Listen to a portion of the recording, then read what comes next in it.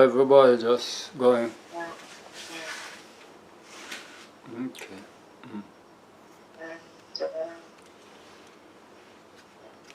Yeah, Jody's got something on at her church. I haven't heard from tomorrow, but they are in the midst of moving, so they'll be very busy. Oh, they're moving out. Yeah, because Ree has got a new job, which is They're relocating. yeah, relocating. Yeah, follow the job. Well, life goes on. We'll see when we see. There's my sister. She's somewhere there. How about your family? The boys, are they okay? Yeah, so far so good. I spoke with Craig and his family, well, his children, Thursday night. Yeah, Thursday night, and they're doing all right. Okay, still working at home, and yeah. And they're both working at home, so they just do that for now. But thank God the pandemic is breaking, but I heard of another strain. Another strain, huh? Yes, I heard about something else in the... Because China is locked down, you know that. Yeah. China is, they're doing some precautionary stuff. We were just saying, just as the COVID is cooling down, Putin started up a war. Yeah. So the world, you will never have a peaceful time. No. It's winding up. It is. All right, I guess we just go ahead. I guess she will soon come, so we'll pray. Our kind Father and our God, we are so grateful for the plan of salvation, and that you have brought us into it, that we can be a part of this plan. We thank you for bridging the gap that sin has created between us and the mercy seat. Now we can make such a connection, and there's mercy, there's life, there's deliverance from sin, shame, and disgrace. Bless us as we study even now. As we study this topic, we thank you that life is not the end of it. I mean, death is not the end of it all. And you have promised life eternal, and we thank you in Jesus' name. Amen.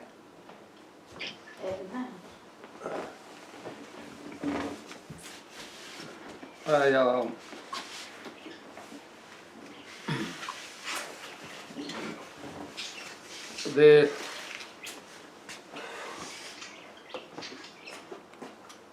The resurrection and the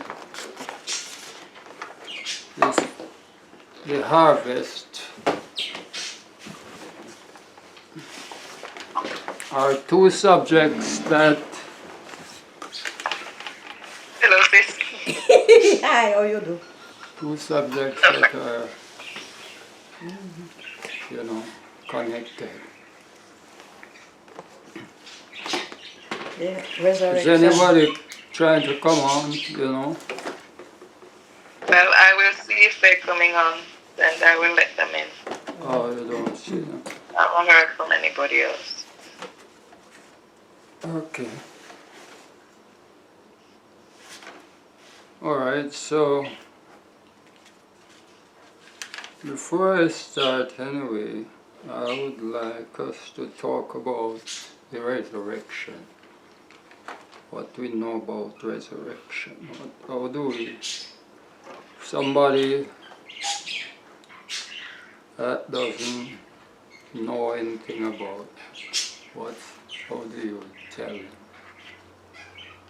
What do you tell them about this topic?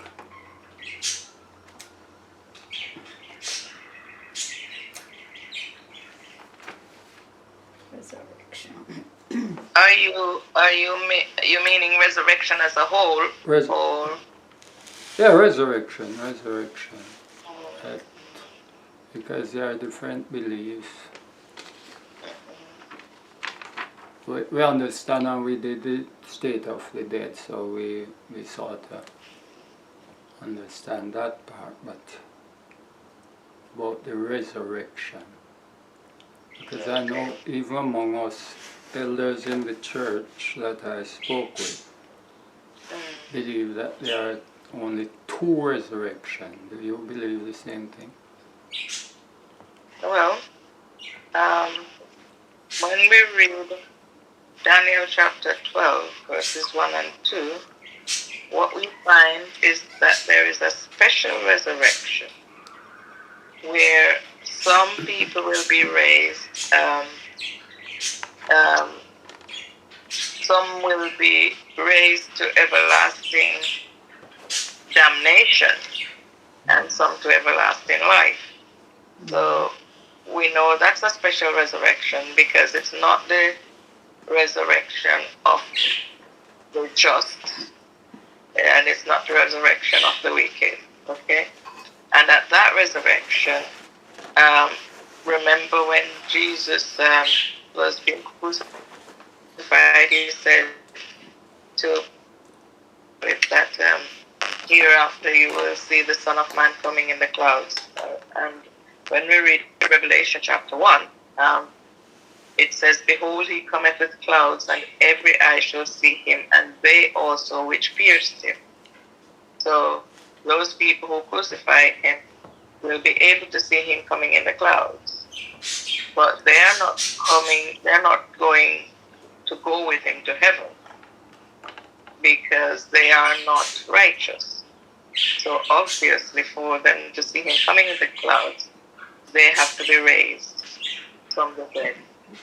So there's that resurrection.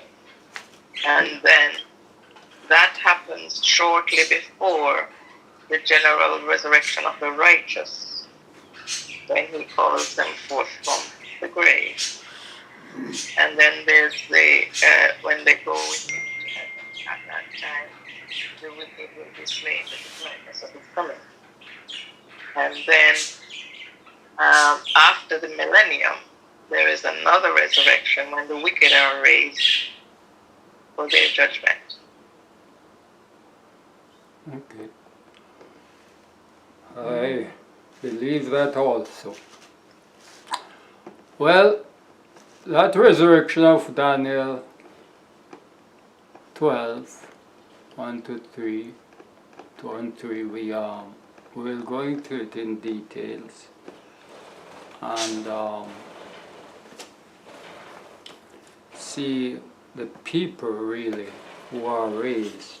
Because yes, we know righteous and wicked came up. Yes. I forgot to say that actually all Seventh-day Adventists will be raised in that resurrection. Okay, alright. So, yes, so that resurrection is for those who died under the three angels' message. That's right. Okay. Alright. I believe that too. Any others? Where's Joy? Paula. Joy. Well, yes. Have you got a bird in your house? Yeah. Yes. I have to. Mute him. Oh, no, it's fine. I just wondered. What is it?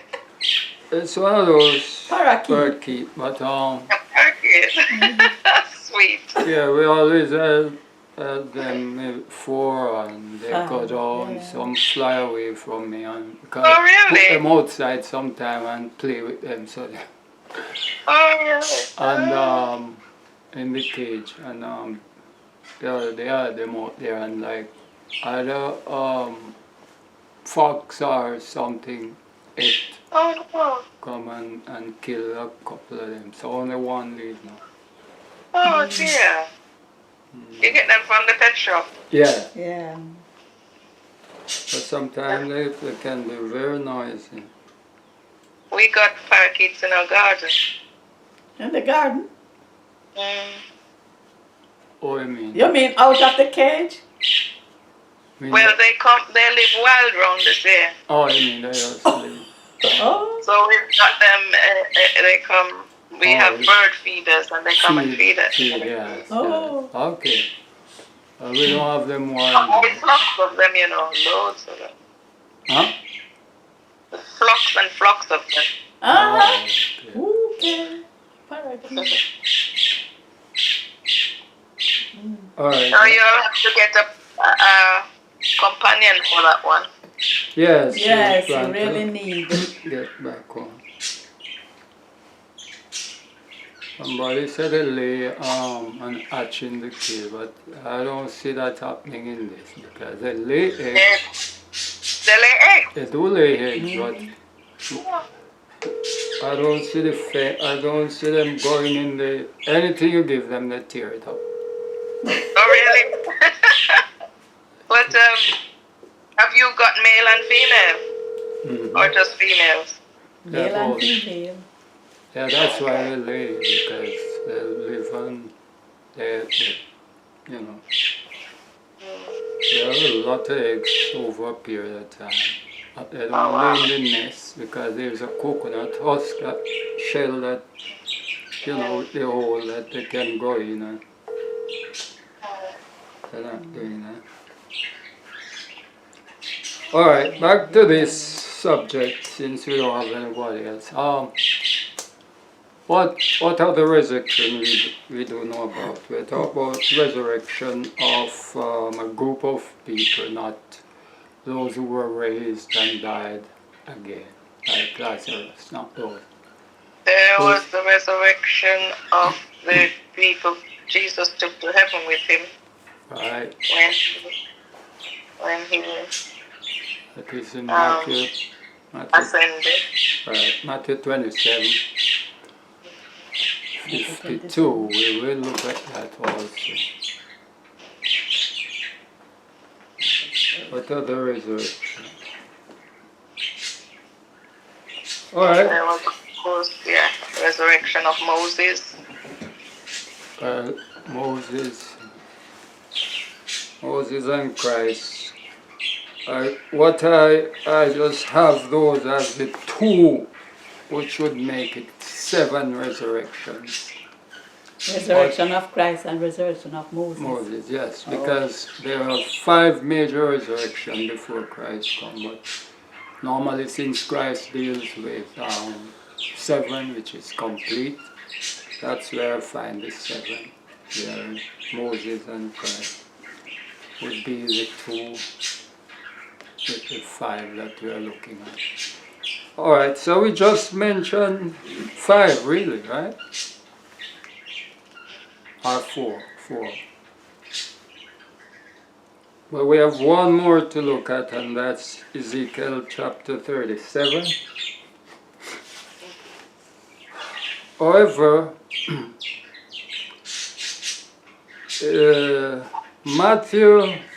Daniel, since that was the first one, we just want to get some details of that. That there are there's a special resurrection, and according to the inspired word, it's those who will die under the angel's message. So let's look at that for a moment. I started writing to the 5, I think, if I have my notes here. Let me get that there.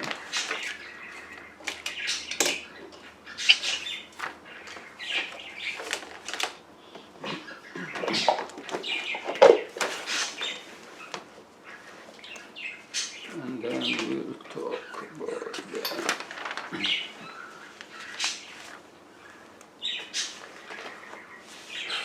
Let's read it first.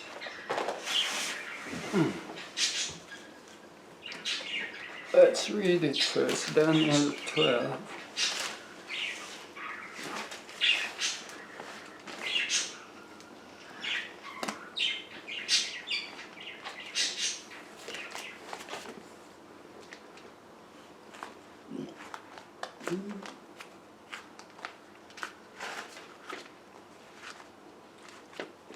Daniel 12.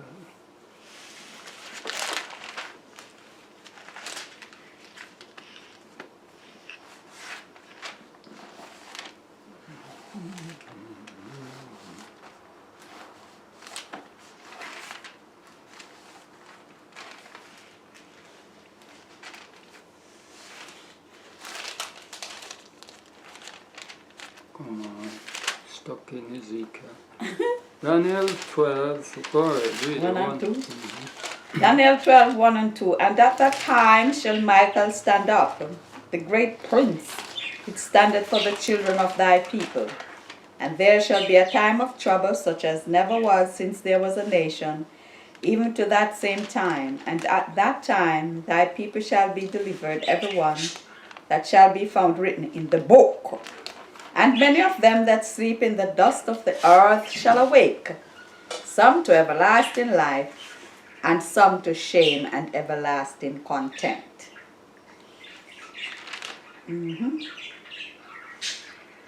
So,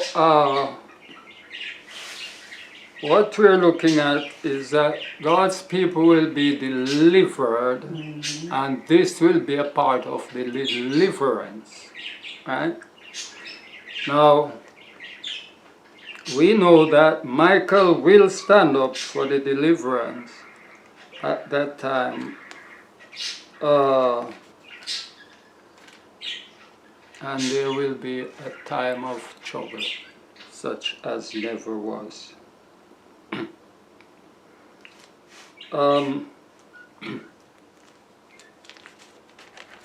If we go back to Daniel chapter 11,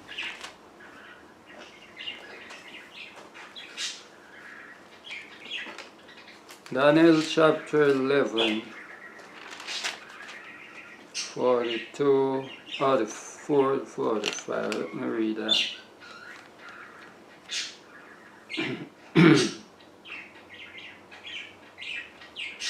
It says, but tidings out of the east and out of the north shall trouble him. Therefore he shall go forth with great fury to destroy and utterly to make away many. And he, verse 45 says, and he shall plant the tabernacles of his palace between the seas of the glorious holy mountain. Yet he shall come to his end, and none shall help him.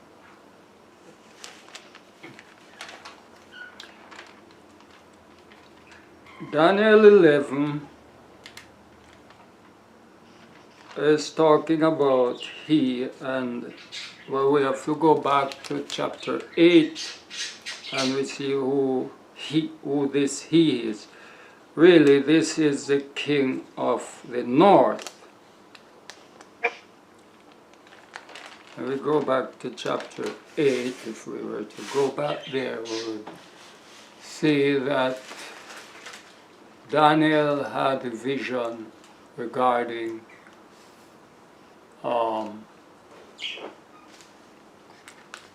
the powers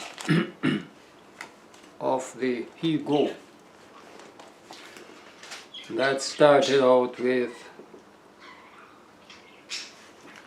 the he-goat has a great horn, Alexander. And it was broken off and replaced with 4. And among those came an exceedingly great horn. So we have the great and we have the exceedingly great. Okay, I think we're getting a bit mixed up there. If we go to Daniel chapter 8, we go, The he-goat. I'm just referring to the he-goat. That, yes, but when that horn is broken, there are 4. Are we getting, are you talking about the, okay, let's go to chapter 8 and see.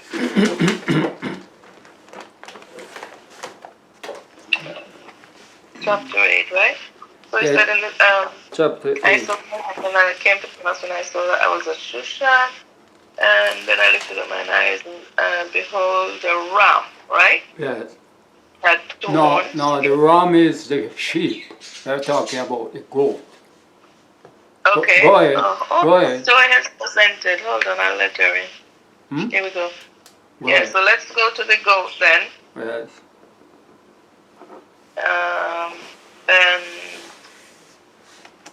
as I was considering, behold, an he-goat came from the west on the face of the whole earth, and touched not the ground, and the goat had a notable horn behind the eyes.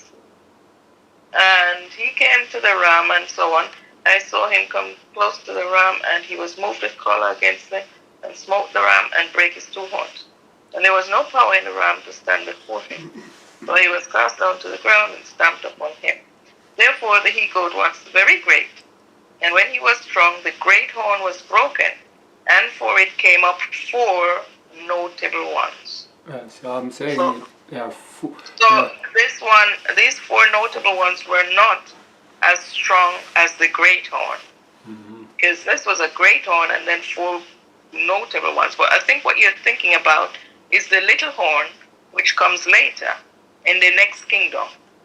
No, in Rome. well, it's the same goat. It's the same goat that there was one horn that came and it became the exceedingly great horn. No, that was on the goat. That was on the nondescript beast, which comes after the goat. No. All right, settle down. I'm saying that this goat had Yeah. the great horn, and then 4 others, and then another horn. That because remember Daniel chapter 7 gives us the 4 beasts: Babylon, Media, Yes. Persia, Greece. But Daniel But are chapter you saying 8. the great horn was on the goat? Yes, because Daniel chapter. The exceeding great horn. Yes. Well, Because shall we read the Bible? we're going to Yeah. read it, but let me explain something. What I'm saying go on. is chapter 7 gives us an account. Yeah. But when we go to chapter 8, that's why they use different beasts. It gives us a little more. But yes. Yes, I agree. Right, so Because yes. that's how the whole Bible is written. Actually, it starts in chapter 2 with the image, and then chapter 7 with the animals, the wild animals, Yeah, well, I'm not and talking. chapter I'm 8 talking. with the sanctuary animals. Yeah, well, I'm focusing on the king of the north. Right? So what the background of that is in chapter 8, which we are reading. Actually, I'm sorry. I'm sorry to say this, but you know what? I've just been studying Daniel with and I've seen things which I had never seen before. Amen. Which is from chapter 1, we are introduced to the King of the North. From chapter 2, sorry. In fact, from chapter 1. And I just want to share it with everybody. So Who is the king of the north? Well, in chapter 1, what we found was that Nebuchadnezzar was called the king of the north, right? And that is setting up for the king of the north, which comes at the end of time. If you see what I mean. Yeah. So we have physical Babylon, and we've got spiritual Babylon. The physical king of the north in Nebuchadnezzar, and then spiritual king of the north here in chapter 11. Yeah. And chapter 7 and chapter 8. Yeah. Who is that? Okay. We can find out from the scriptures, but carry on.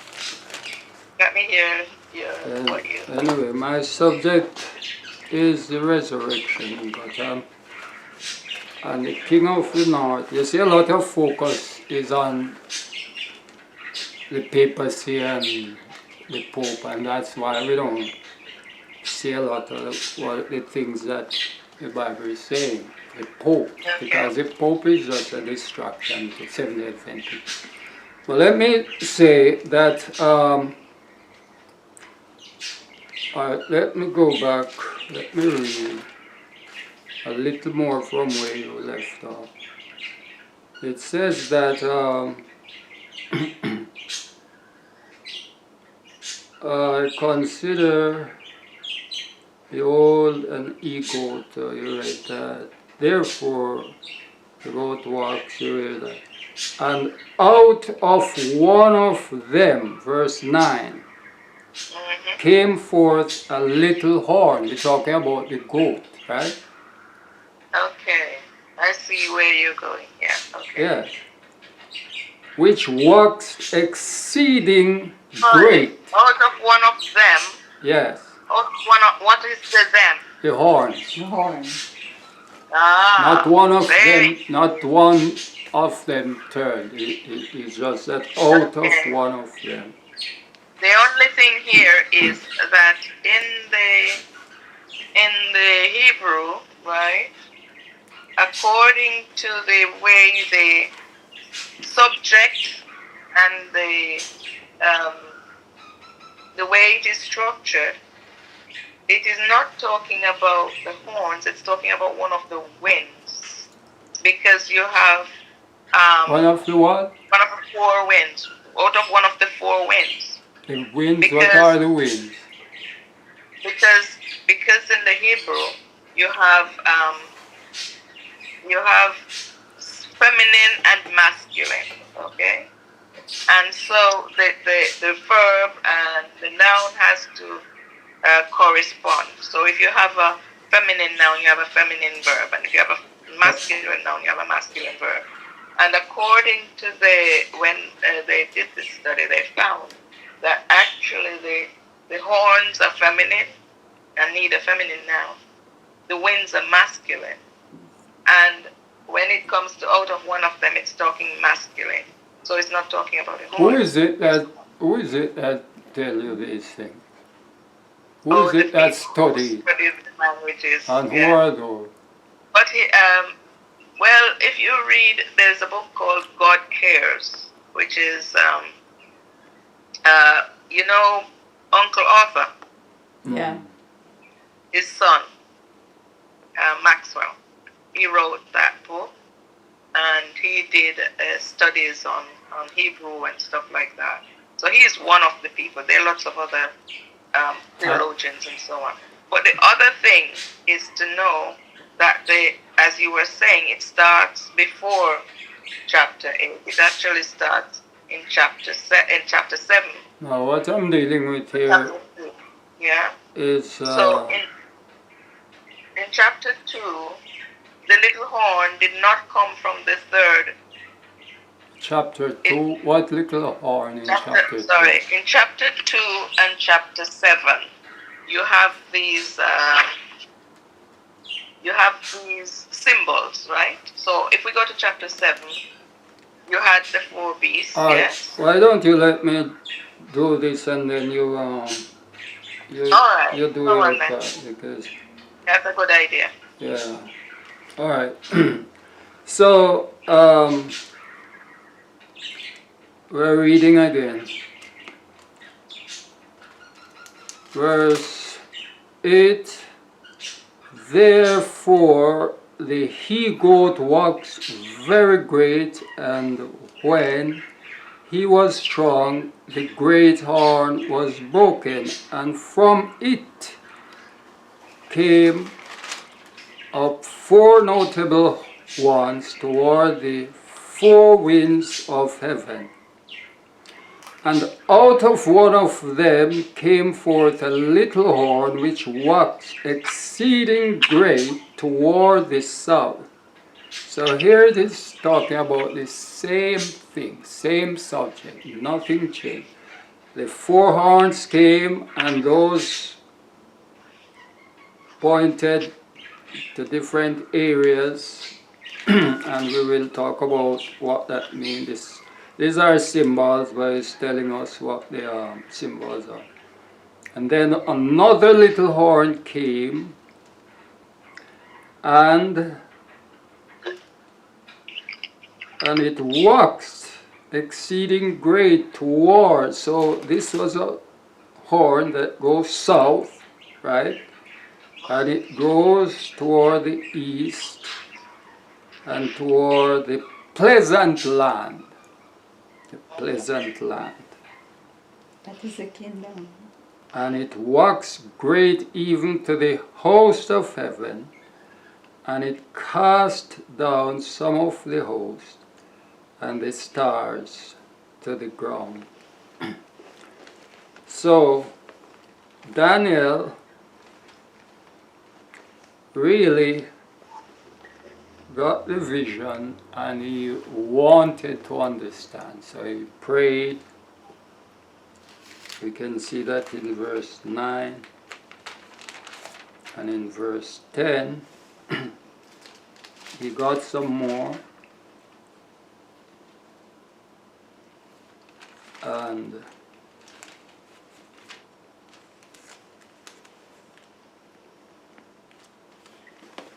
in verse 10, verse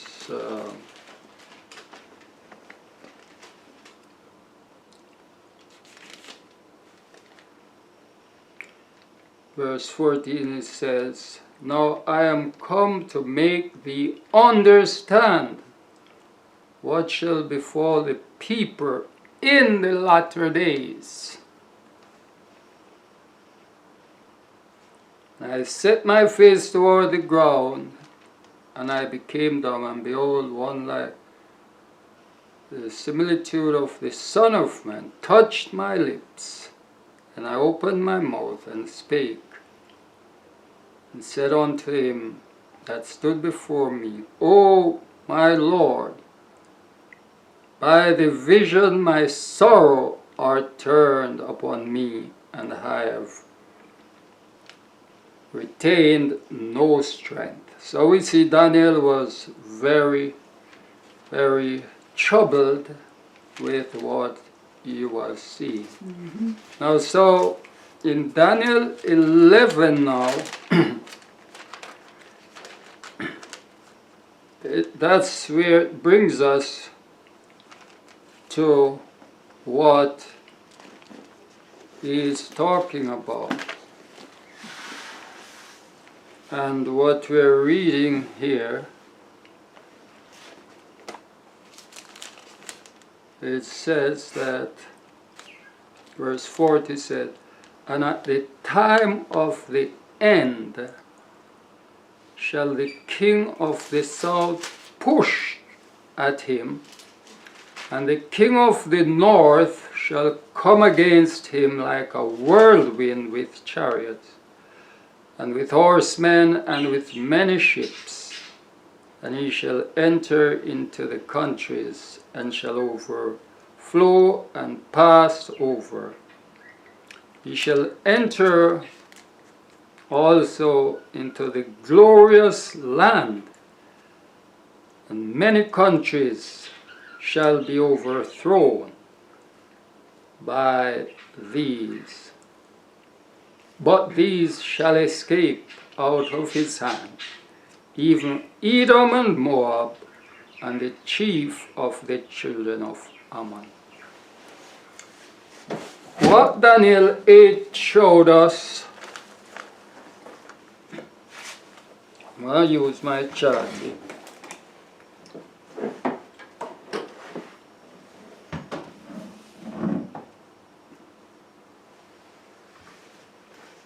Daniel 8.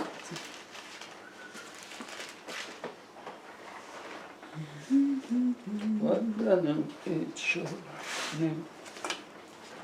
is this?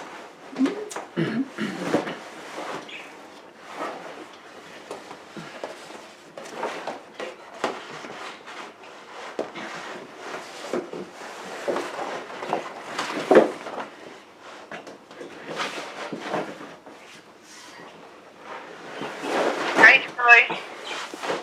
Huh? Huh? Just saying hi to Joy. Oh, Joy, come on. Okay. Can you hear us, Joy? You're muted at the moment.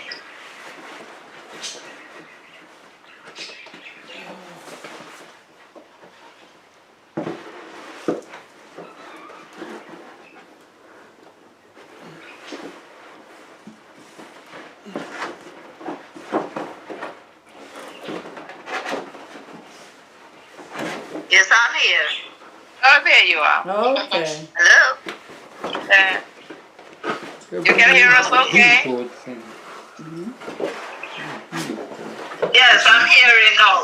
I got the hang up. Okay.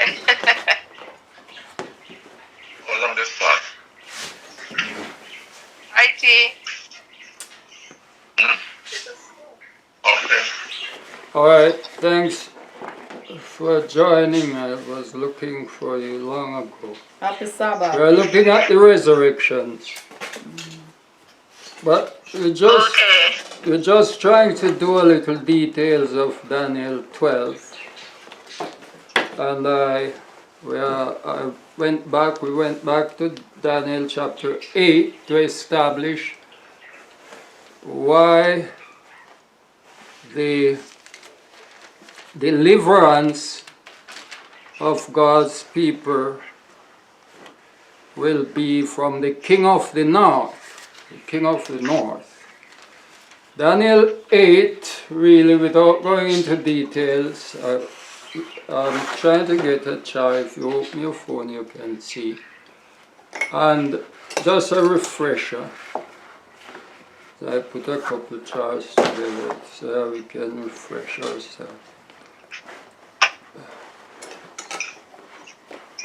The one with the 4 on. I have this chart here. You want this? No. Well, that one, I guess I can use that. Yeah. I have this chart here. If you can see it, it is showing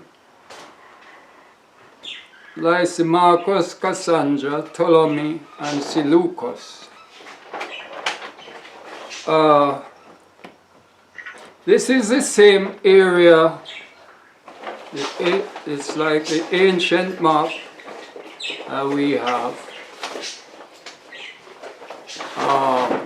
showing us the territory of these 4 generals, of these 4. You have to find it first. Yeah, this one? Oh. Yes, yeah. These are the 4. Here we have the Alexander's Empire. Now, all of this is the Alexander's Empire.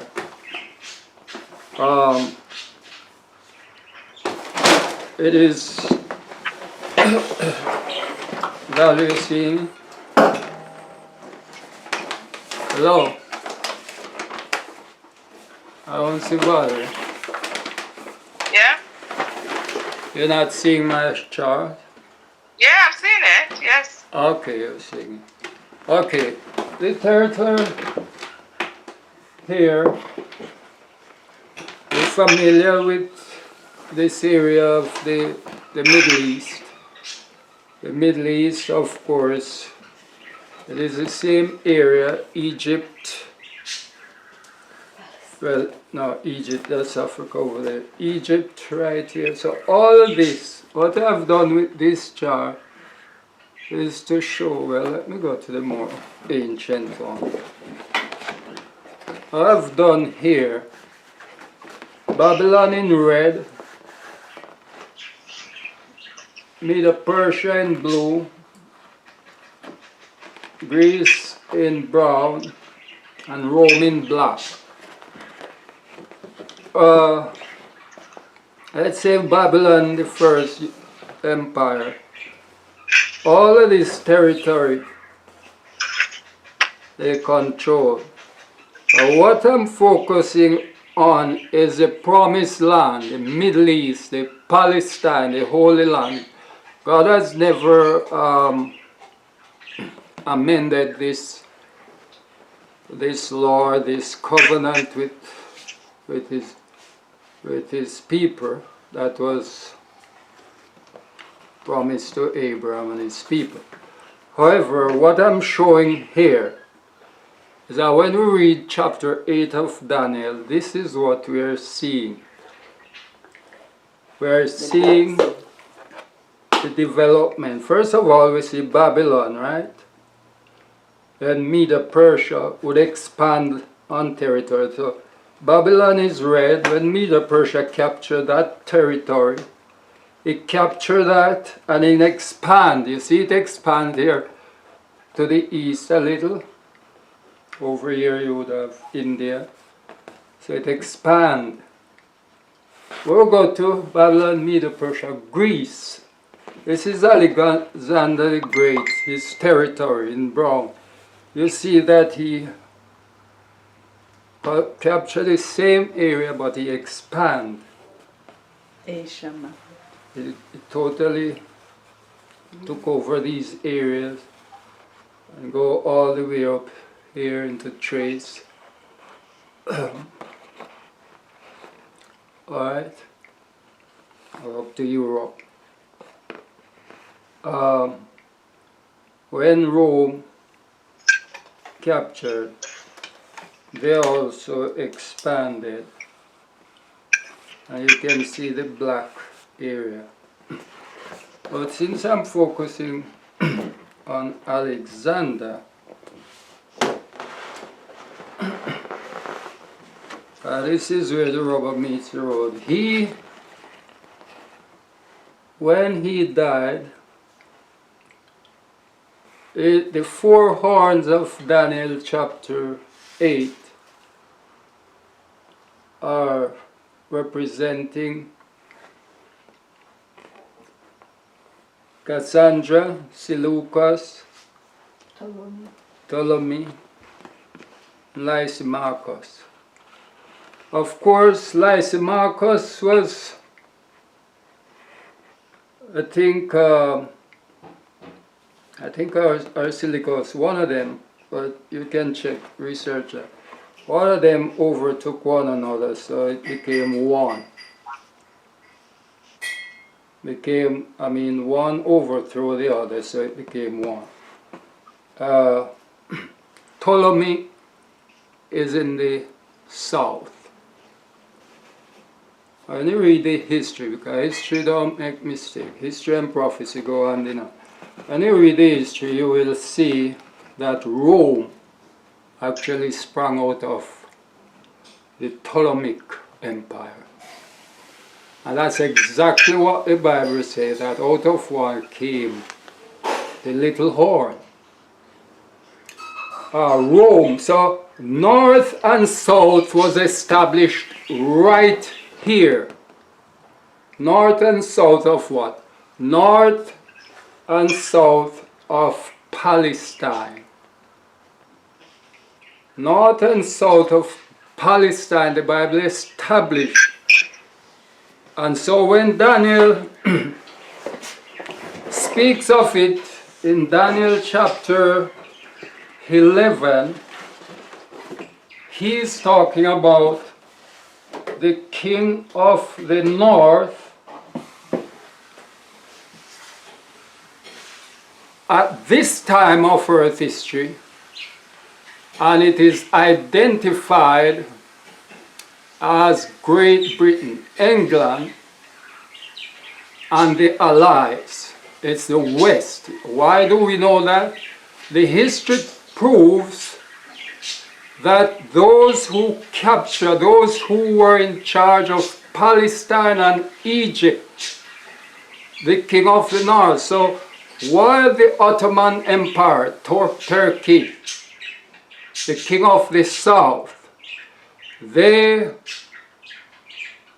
captured, they were in control of this area over a period of time, and it was back and forth with Turkey and England. All right? So, the title has transferred to our time. Right? It was back on, well, let me go back to the origin. What I showed you on the chart, it was back and forth between the Ptolemy and Seleucus. Right? And when it moved to Rome, the Roman Empire, right? Then after that, it eventually became the English-speaking countries, England being the dominant one, because she's the one that were in charge, overtook those areas and was in charge of them. So are you saying that Great Britain is the king of the north? Great Britain is the king of the north today.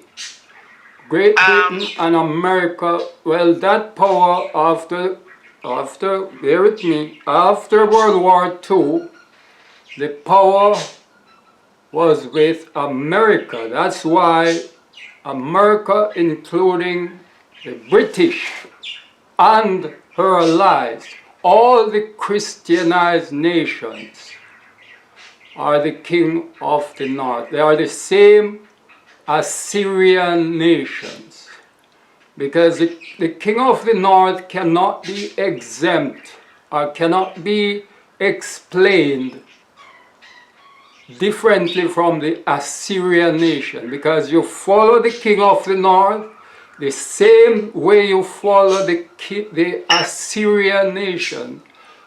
And if you notice that Assyria, the Assyrian will break a confederacy which took place in the Middle Ages, the pagan Christian confederacy. But Assyria, which is the king of the north, will plant her tabernacle in the promised land. And Assyria doesn't exist anymore. Yeah, but you have modern Assyria. And okay, it is the same king of the north. The few things wrong with that, and the first one is that Daniel chapter 8 definitely says that this little horn becomes exceedingly great. That's right. So it was greater than the horn before it, which was Alexander. Alexander conquered the whole known world. Yeah. Alexander. Well, he didn't conquer the whole, because he died regretting that he didn't conquer.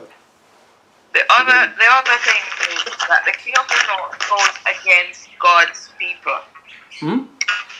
The king of the north goes against God's people, right? Yeah, that's what we're talking about. We know from the prophecies that the king of the north is going to enter the glorious land, which is symbolically, prophetically God's people. He's going to try. The other thing is the territory doesn't change. He's going to enter, plant his tabernacle in the park. But where he's planting his land is not in the holy place where God would have his kingdom in the latter days.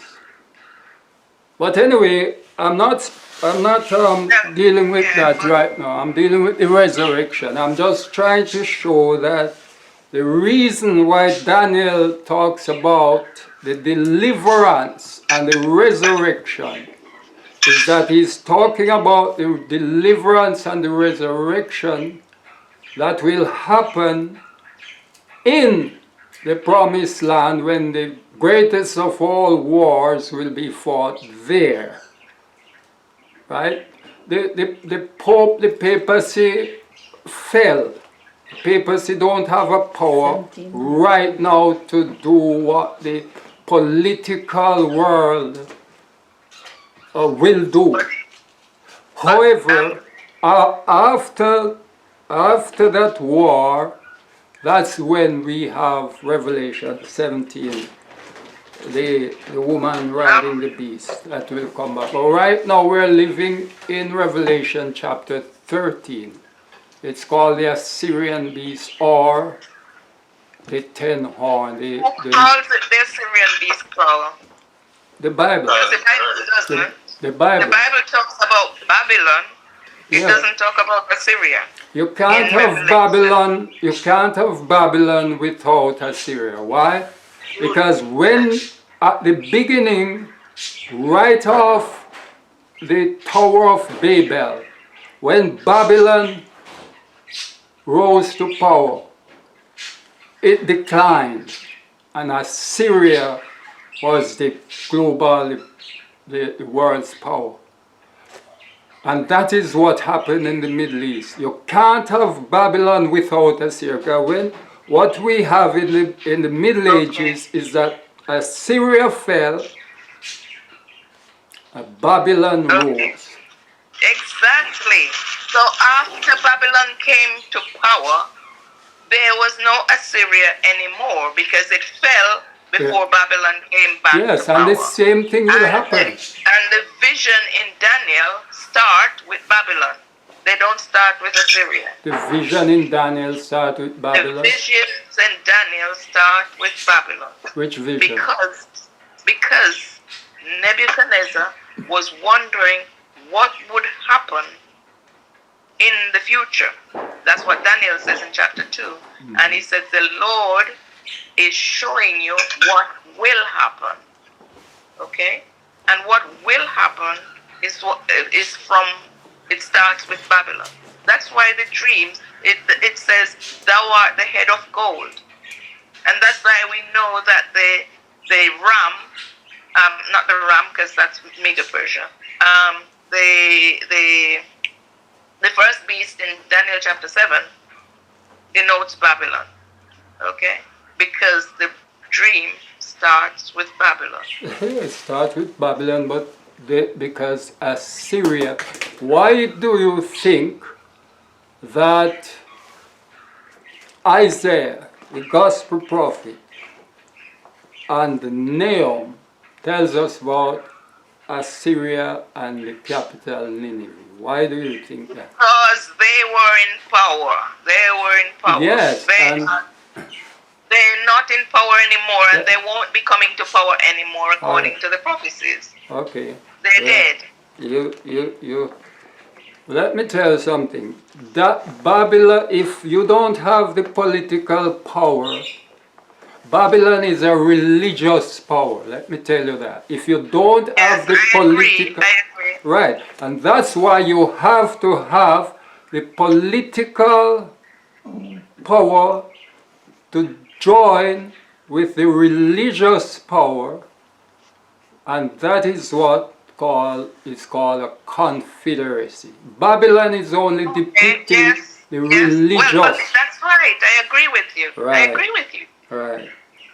But All right, so what that's I'm not saying our is subject. Babylon and so you're thinking Assyria is the No, I'm if not Babylon thinking. is the political, you're saying Assyria is the religious? Assyria, no, Babylon is Where does religious. Assyria come Babylon is modern. Modern Babylon is religious. Modern papacy. Religious. Oh, Yeah. I'm All getting confused. No, but Yeah, that's because that's not our subject, but I'm telling you that that's not our subject. I'm just using it to show that in this deliverance, this resurrection of Daniel 12, all right. the living and the dead will be delivered. The dead will be delivered as Seventh-day Okay. Adventists. Hold on. Just to say, we've got 6 minutes. So Okay. when we stop, just come go back. on again, and we'll do another round. Yeah. Okay. So the deliverance, just to clinch it, the deliverance of Daniel 11 is the deliverance of Seventh-day Adventists living, that's 144,000, and the deliverance of those who died. That's why Yeah, the the resurrection of those who died. Yeah, the yeah, resurrection. So Yeah. that's what we. Okay, so that's what I wanted to expand on the resurrection of Daniel about, really. So I just go back there to show that this king of the north will plant his tabernacle, and it is political power, and it is the Western world, and we have other prophecy that show it in coming through, because we follow them all the way through. So that's what I'm saying. All right, the next one I want to expand on is the one, as you mentioned, Christ brought a multitude from the grave of those who died from the beginning. All right, those, according to the agricultural system, we must have an arbitrary reaping, and the priest would have waived that before we can have the actual reaping of the crop. For the first fruits or the second fruits, we would have the priest waving the wave sheaf, and those who Christ took are wave sheaf for the dead and the living. Yes. Because they were once dead and now they are alive. All right, anybody else? Any input? Any input? Doubtless let us to hear talk. T, use up your time.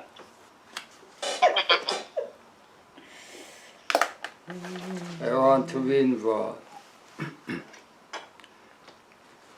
Alright, so those two, and the next one we'll go to after the break is Ezekiel Chapter 37, because we are familiar with 1 Thessalonians 4, 16 and 17.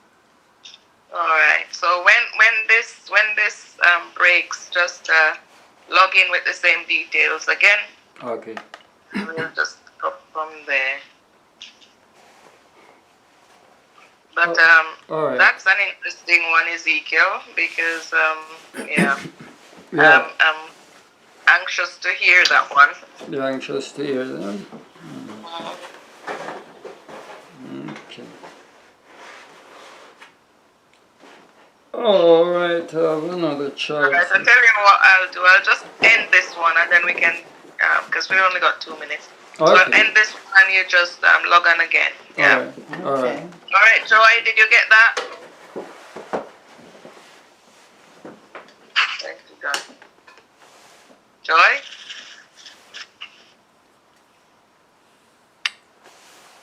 Hello?